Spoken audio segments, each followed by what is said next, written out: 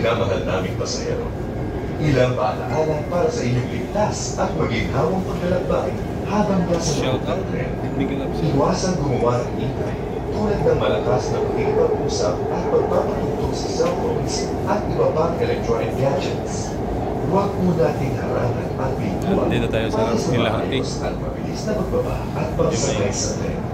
Pumwesto lamang po tayo sa gitnang bahagi ng tren para makaiwas sa amahan. Ingatan po natin ang ating pilan at mga gamit. Maraming salamat po sa pagtangkilik sa LRT. Hanap po namin ang inyong maayos at maginhawang na talakbay.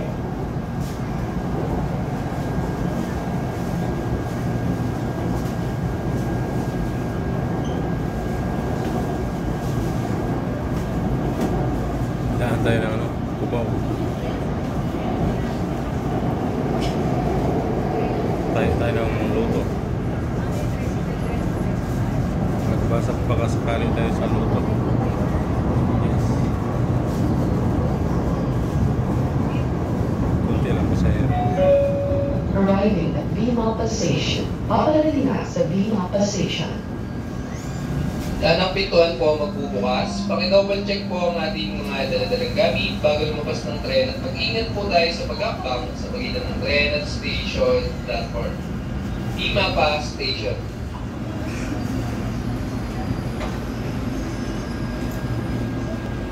Mag-ingat PIN card na gagamitin sa paglabas ng istasyon. Pakibigyan prioridad na lang din po ng nauupuan ng mga senior citizen, buntis, pasahero may hawak na maliliit na bata at may kabansanan.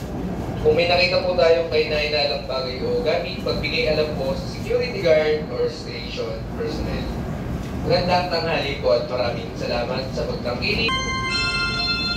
To all our valued passengers, please observe the following for your safety and protection while inside the train. Be cautious and give way to the elderly